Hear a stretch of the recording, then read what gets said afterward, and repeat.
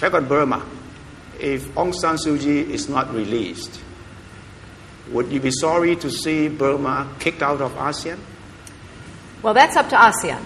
But, are you going to encourage ASEAN to do that? Well, I think that it would be an appropriate policy change to consider, because the other countries in ASEAN, despite what happens in every country, there are ups and downs and there are problems, but the other countries in ASEAN have made steady progress on democracy and human rights and economic prosperity that is broadly shared. And that hasn't happened in Burma. Now, there is a great debate that goes on. Can you influence the Burmese military junta more by exchanging ideas and engaging with them, or sanctions and trying to get their attention and removing them from organizations and the like? It's a fair debate. And I've had the discussion with leaders in the region who have advocated both sides of the debate. But you put your finger on a particularly painful issue for me personally, as well as for my country. We admire Aung San Suu Kyi. We think that the sacrifices she has made for her people, the people of Burma, are admirable and really demonstrate that one person can make a difference by standing up for the rights to determine your own future in a country. And I regret deeply that this unfortunate incident that she had nothing to do with has served as an excuse for her to be put on trial, put into prison, and yes, we would like to see her released. And let me just add that there are a lot of opportunities that could be made available to the Burmese government and people if they did release her. This would open up doors for investment and for other exchanges that would help the people of Burma. So we'll wait and see what their government decides. For Iran, you earlier said that the overture that the U.S. is extending to Iran does have a time limit. Yes. What else can we expect from the U.S. on Iran?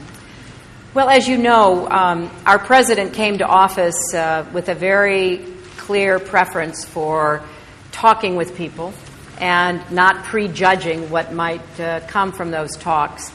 Winston Churchill famously said it's always better to jaw, meaning talk, than war. And of course, that is our view. And the president and I made it clear that we would be willing to have direct talks with Iran. And we had hoped that we would get a response that was positive, that would help to create the circumstances for that kind of dialogue. Well, their election happened.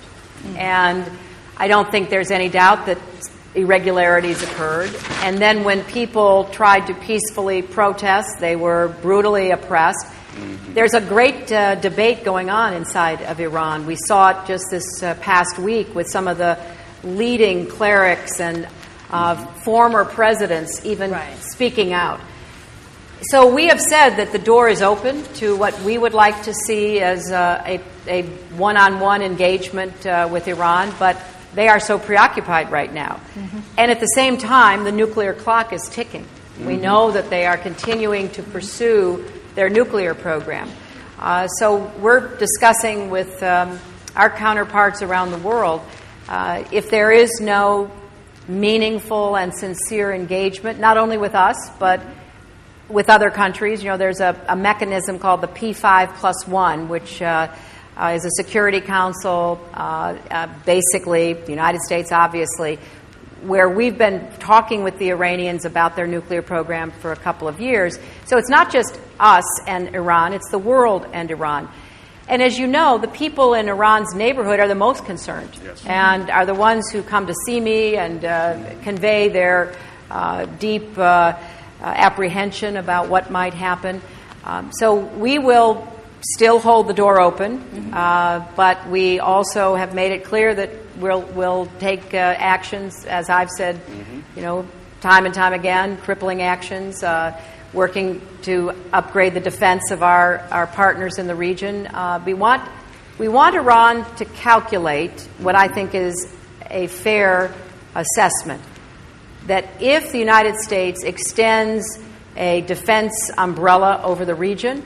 If we do even more to support the military capacity of those in the Gulf, it's unlikely that Iran will be any stronger or safer, because they won't be able to intimidate and dominate as they apparently believe they can once they have a nuclear weapon. So I think there's still a lot of opportunity here, but we are not going to keep the window open forever.